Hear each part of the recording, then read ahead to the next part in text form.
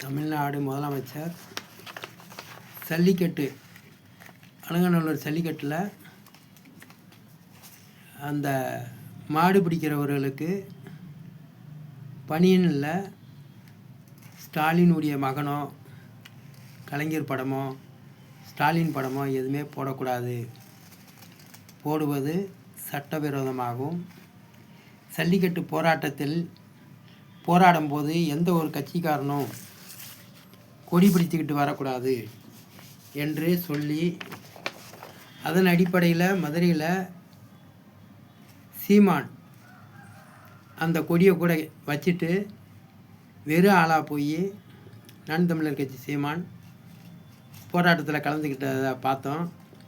அது மாதிரி ஜல்லிக்கட்டில் முதலமைச்சர் கருணாநிதி படமோ ஸ்டாலின் படமோ ஸ்டாலினுடைய மகன் உடைய படமோ அந்த ஜல்லிக்கட்டு விளையாட்டு வீரர்களுடைய பணியனில் இருக்கக்கூடாது.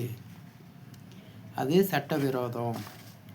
அது விரோதம்ன்றதுக்காக தான் அதே மாதிரி நீதிபதியும் செருப்பால் அடிச்சிருக்கேன், கண்ணீர் அஞ்சலி போட்டிருக்கேன். என்னுடைய பத்திரத்தை வாங்க வேண்டும்.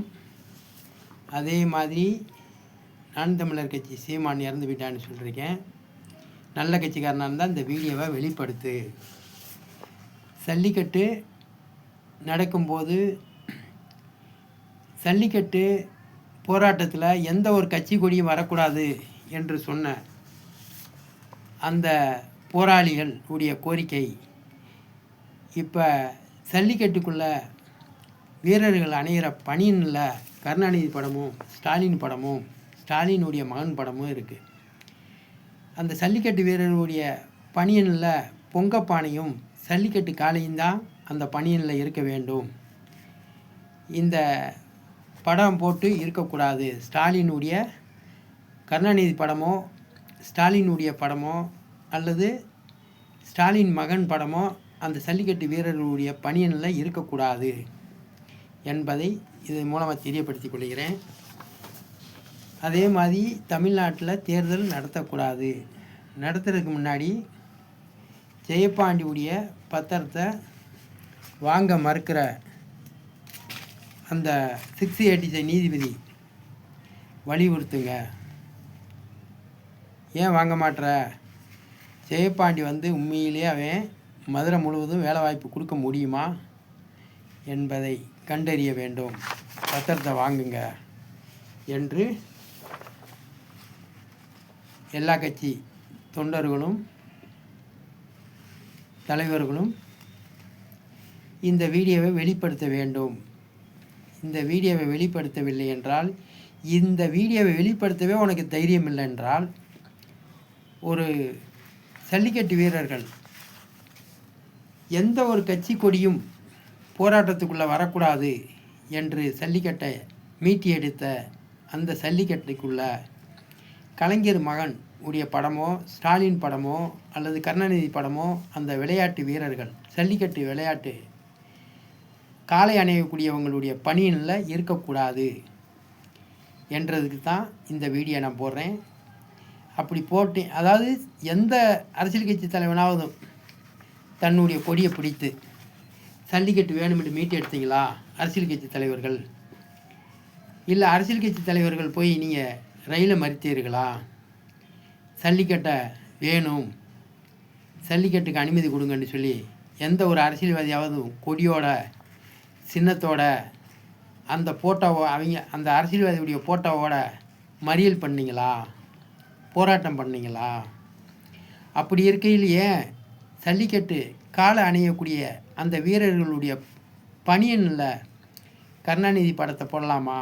ஸ்டாலின் படத்தை போடலாமா? ஸ்டாலின் மகனுடைய படத்தை போடலாமா? அப்படி போட்டு அந்த ஜல்லிக்கட்டை நடத்தலாமா?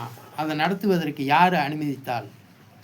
ஜல்லிக்கட்டு போராட்டத்தில் எந்த ஒரு கட்சிக்காரனோ ஆளுங்கட்சியோ எதிர்கட்சியோ அவங்க அப்பனுடைய போட்டோவை போட்டோ அல்லது அவனுடைய போட்டோவை போட்டோ எவனுமே ரயில் மறியல் பண்ணதில்லை, ஜல்லிக்கட்டு வேணும்னு போராட்டமும் பண்ணதில்லை. மக்களால் அதை போராடி மீட்டு எடுத்திருக்காங்க.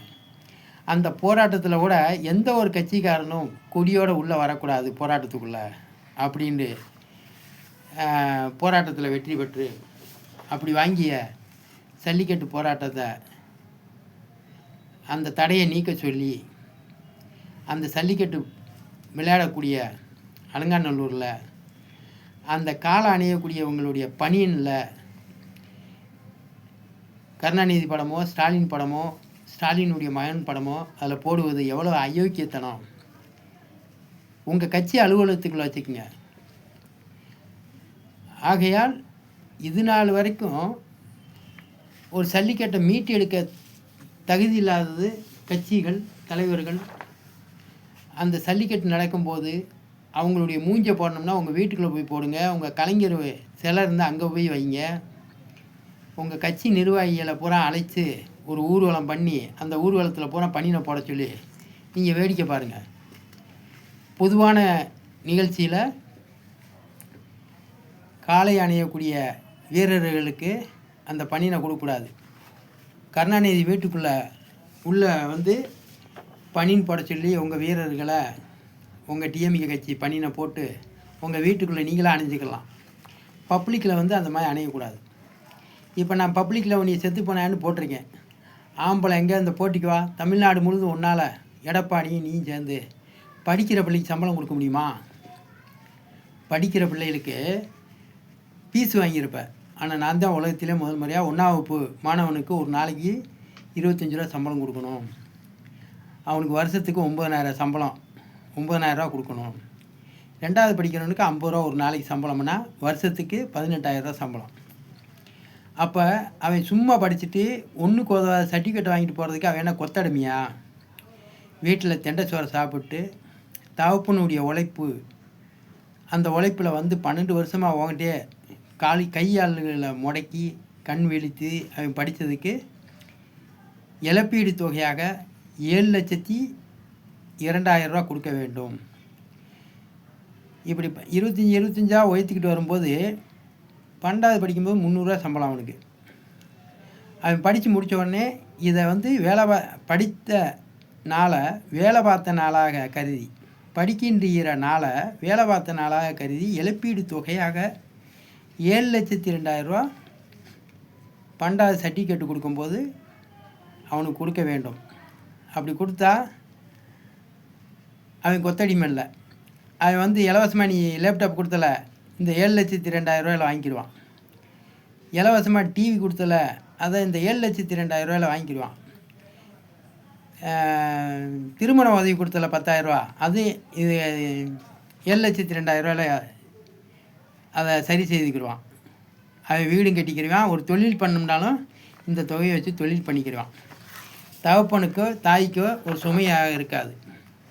ஆகையால் பிஓ ஜெயபாண்டி சயின்டிஸ்ட்டு இந்த திட்டத்தை ஜெயபாண்டி 75 நாளைக்குள்ளே நிறைவேற்றுறனா அல்லது தமிழ்நாட்டில் உள்ள அனைத்து கட்சி ஒன்று சேர்ந்து நீங்கள் நிறைவேற்றுறீங்களா 75 நாளைக்குள்ளே? இதுதான் போட்டி.